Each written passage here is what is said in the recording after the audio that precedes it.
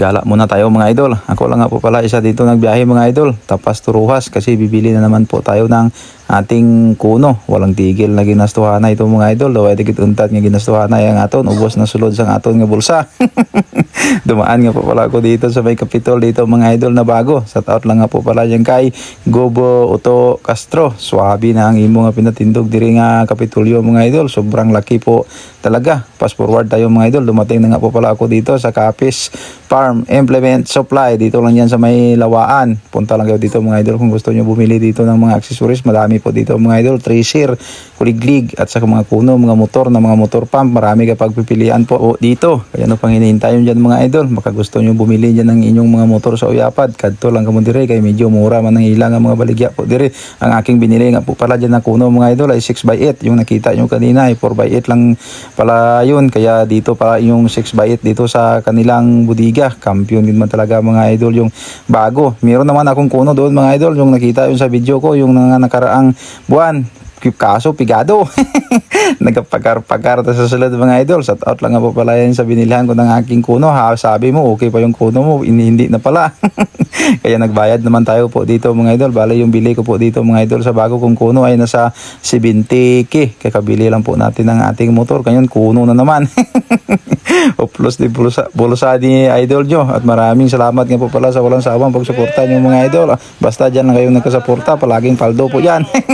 Basta hindi lang tayo pababayaan ni Puksa Jill.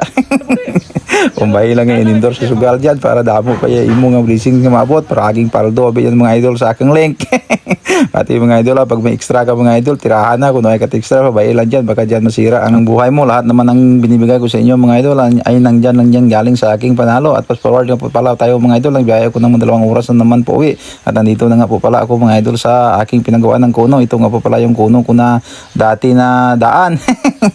Pigado ang iya nga bugas mga idol. Amo niyang iya nga bugas mga idol. Kaging testingan namon na pero wala ko lang na videohan. Nagarlakat, iipot, nag-iiya.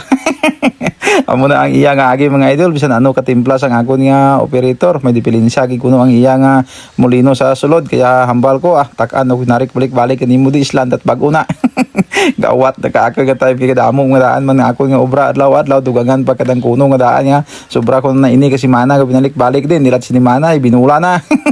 Tapos may hukson, may liwatan, may hukson, may liwatan. Nag-aawat ka ako ng obra.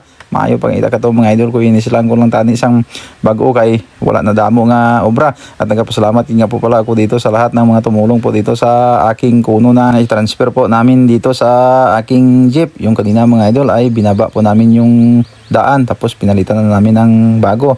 Kaya thank you din sa lahat ng mga tumulong po dito sa aking kuno na pagbaba. Sobra kasing bigat yan mga idol. Mga nasa 400 kilos yata yung isang kuno. Mga 5 lang katao ay hindi po kayang buhatin yan. At sa pag-uwi ko nga po pala kanina mga idol, nakatapakit ipot tsaka rito ko diya. Naplatan po ako dito sa Sigma. Buti nga nakasunod si Sir. Tinawag niya po ako na yung gulong mo flat na. Kaya tinulungan po ako ni Sir dito na magbaklas ng aking gulong. Ganyan talaga ang buhay mga idol. Pag nagbiyahe ka nga ikaw lang isa, hindi mo gid na mapaktan mga idol nga hindi gid ya maplatan. Pero mas manami gid ya mga idol. Tani nga nagabiyahe ka nga may upod ka. Kaso tamad na ko manghagad sa akon nga upod. Kung kaya mo man lang. At nagpasalamat kid ako kay Sir sa pagbulig diri sa akon. At siyempre mga idol, niyaya ko si Sir na magmerinda muna kami dito sa restaurant. Nag-order lang kami yan mga idol ng pansit gisado at isang solid supporter. So nga po pala si Sir. Maraming salamat talaga Sir sa pagtulong mo sa akin.